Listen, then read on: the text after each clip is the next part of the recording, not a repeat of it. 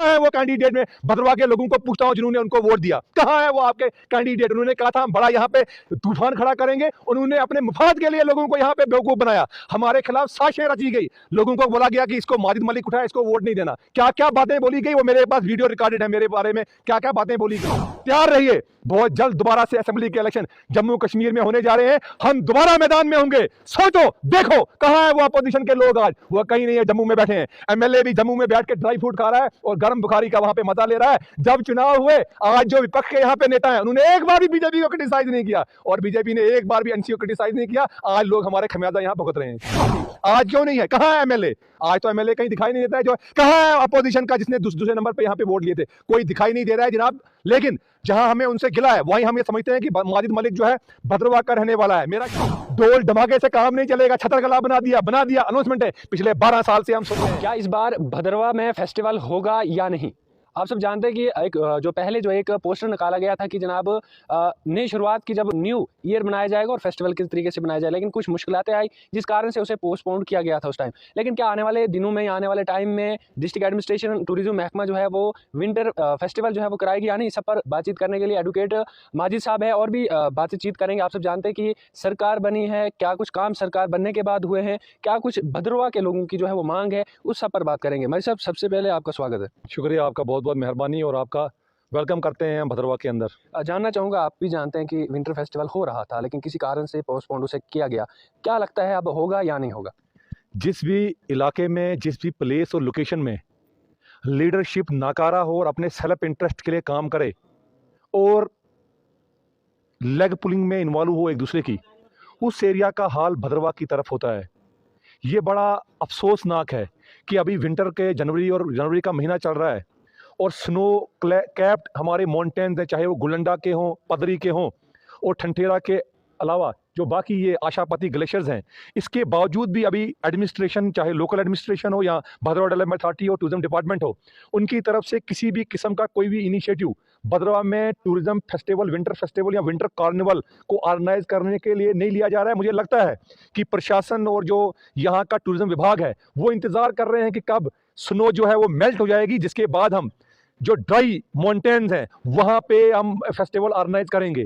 हमारा जो प्रशासन है जिला डोडा का और यहाँ की Bhadarwah development authority, so called Bhadarwah development authority और so called tourism department Jammu Kashmir का, मैं इसलिए कह रहा हूँ क्योंकि इनकी तरफ से कभी भी भद्रवाह के टूरिज्म पोटेंशियल को एक्सप्लोर करने की कोशिश नहीं की और इनको एक सीख लेनी चाहिए सरथल से डिस्ट्रिक्ट कठुआ से, जहाँ पे रिसेंटली कंक्लूड हुआ। वहाँ पे 1-2 दिन का विंटर कार्निवल लोकल एडमिनिस्ट्रेशन ने ऑर्गेनाइज किया। वहाँ पे ब्लॉगर्स को बुलाया गया, यूट्यूबर्स को बुलाया गया, वहाँ पे जो कल्चर और हेरिटेज है वहां का डोगरा कल्चर, उसको शोकाज किया गया, बनी और बसोला के कल्चर को, और बड़ा कामयाब वहां पे फेस्टिवल रहा। इस तरह का फेस्टिवल आज यहां पे ऑर्गेनाइज होना चाहता है जनवरी के मंथ में, दिसंबर के मंथ में, लेकिन कोई भी अभी तक कोई भी इनिशिएटिव नहीं लिया गया है, जिसकी हम क्रिटिसिज्म करते हैं, निंदा करते हैं और हम समझते हैं और हमें पता भी है कि अब जो अभी 1-2 साल पहले जो भद्रवाह डेवलपमेंट अथॉरिटी है उसके कान, नाक और बाजू जो है काट दिए गए सरकार के द्वारा। वहां पे एग्जीक्यूटिव इंजीनियर की पोस्ट हुआ करती थी, उसको उन्होंने वहां पे रिमूव कर दिया और क्लब कर दिया आरएंडबी डिपार्टमेंट के अंदर। ऑलरेडी आरएंडबी डिपार्टमेंट का शीट हमारे पास है कि आरएंडबी का डिपार्टमेंट किस तरीके से काम करता है। जो भी काम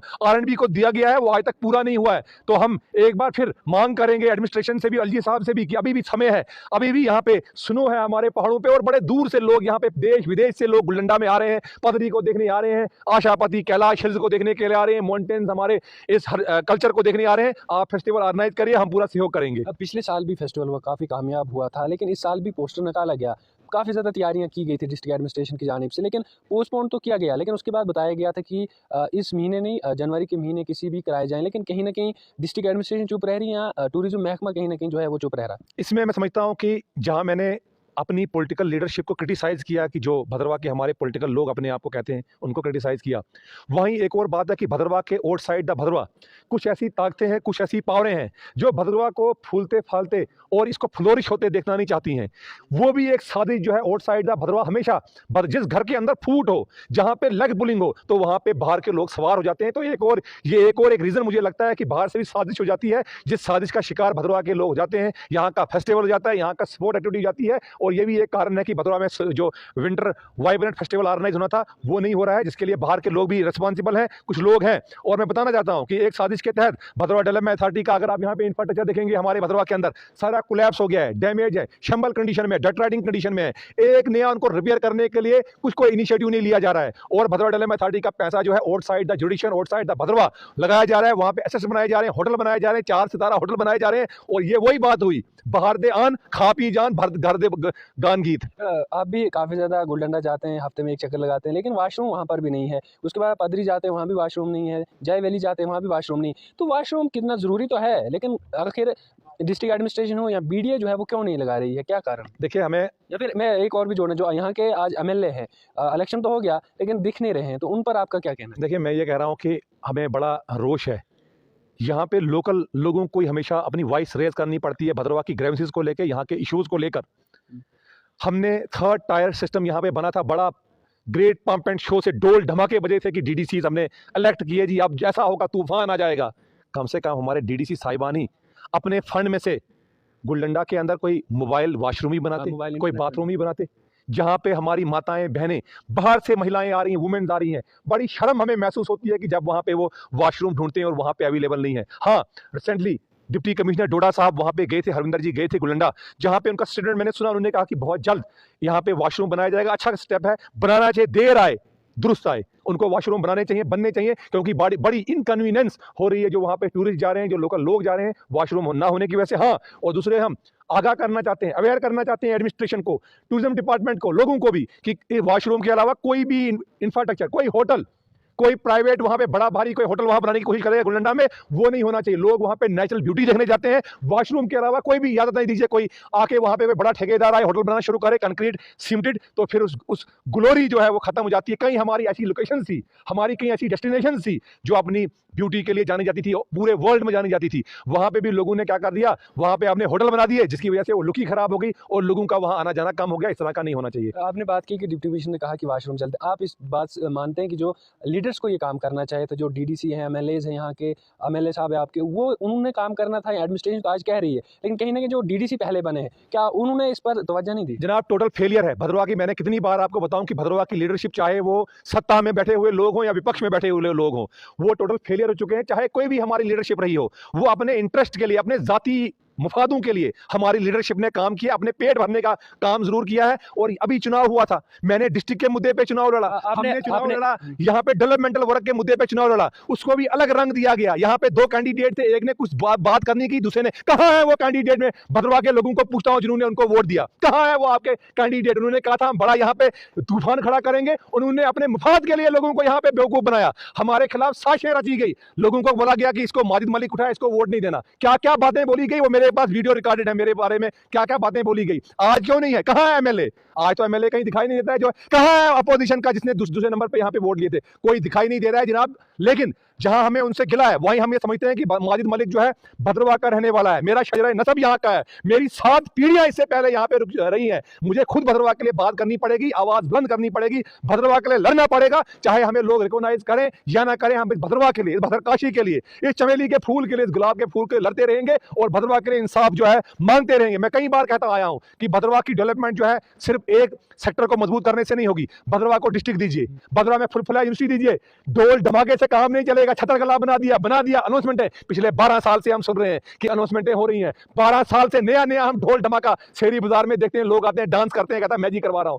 जमीनी सतह पे कोई काम यहाँ पे नहीं है। लोग इसका मैं लोगों से और रिक्वेस्ट करूंगा, तैयार रहिए, बहुत जल्द दोबारा से असेंबली के इलेक्शन जम्मू कश्मीर में होने जा रहे हैं, हम दोबारा मैदान में होंगे। सोचो, देखो कहां है वो अपोजिशन के लोग? आज वो कहीं नहीं है, जम्मू में बैठे हैं। एमएलए भी जम्मू में बैठ के ड्राई फ्रूट खा रहा है और गर्म बुखारी का वहां पे मजा ले रहा है। जब चुनाव हुए, आज जो विपक्ष के यहाँ पे नेता है, उन्होंने एक बार भी बीजेपी को क्रिटिसाइज नहीं किया और बीजेपी ने एक बार भी एनसी को क्रिटिसाइज नहीं किया। आज लोग हमारे खमियाजा यहाँ भुगत रहे हैं। आपने बात की है जल्द होंगे, अभी तो 5 साल है, 5 साल में एनसी सरकार क्या करेगी? देख लिया हमने, इस सरकार का देख लिया।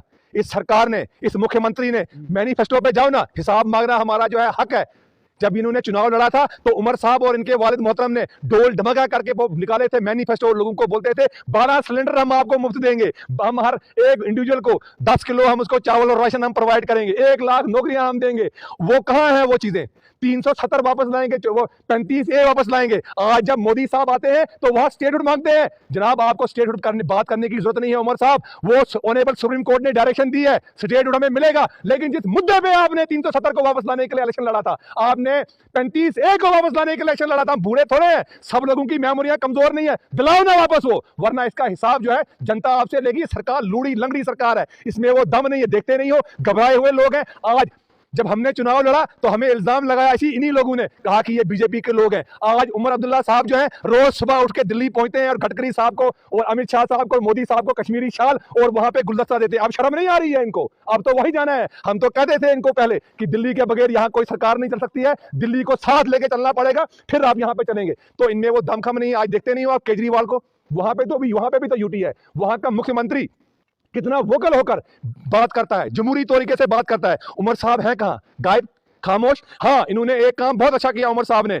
जो ही ये मुख्यमंत्री बने तो इन्होंने इमीडिएटली सैंक्शन करवा दिया, अपने लिए 3 करोड़ सैंक्शन करवा दिया। अब जो है स्कॉर्पियो और टोयोटो गाड़ियों में घूमने के लिए वो करा दिया। मुझे पहले ही था कि ये जो चुनाव लड़ रहे हैं ये कलरक बनने के लिए चल रहे थे, अपना पोर्टफोलियो, अपना स्टेटस को एंटरटेन करने के लिए उन्होंने चुनाव लड़ा, वो उनको मिल गया, वो अब एंटरटेन करते रहेंगे। हाल ही में स्कैम हुआ है JKSSB के अंदर, जो कांस्टेबल के एग्जाम हुए तो उसमें स्कैम हुआ है, तो उस पर आपका क्या कुछ कहना है? आज सोशल मीडिया का जमाना है, इंटरनेट का जमाना है, वेबसाइटें हैं आज SSRB की, डिफरेंट महकमों की, फिर जाके आपको स्कैम नजर आ रहे हैं। आप अंदाजा करिए कि प्रीवियस सरकारों के दौरान क्या क्या स्कैम हुए होंगे जब इंटरनेट नहीं होगा। तो जो आज का स्कैम है, कांस्टेबल की पोस्ट का स्कैम हुआ टेलीकॉम डिपार्टमेंट वगैरह में, मैं कहता हूं ये मर्डर है मेरिट का।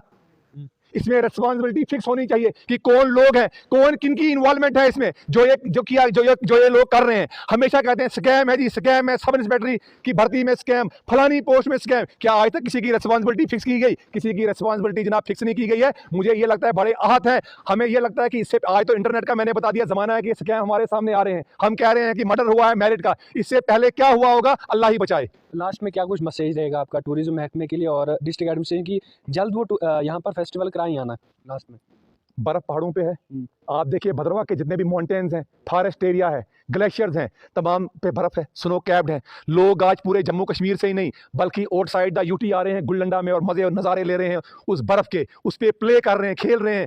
आज डॉक्टर भी प्रिस्क्राइब करते हैं कि जाओ हिल स्टेशन की तरफ जाओ, वहाँ थोड़ा घूमो ताकि आपकी सेहत अच्छी रहेगी। पूरा पैक्ड है, सोल्ड हो चुका है पूरा गुलडंडा। और आज ही तो वाइब्रेंट भद्रवा फेस्टिवल होना चाहिए, आज ही तो स्नो फेस्टिवल होना चाहिए, जाई में, गुलडंडा में, पदरी में। फिर कब? मार्च में, जब वहां पे स्नो नहीं होगी। तो मुझे लगता है कि कहीं नीयतें साफ नहीं है। जो हमारे इलेक्टेड रिप्रेजेंटेटिव्स हैं, जो हमारी एडमिनिस्ट्रेशन है, टूरिज्म डिपार्टमेंट, इनकी नीयत साफ नहीं है। आज कोई यहाँ पे बोलेगा कि मेरी वजह से जी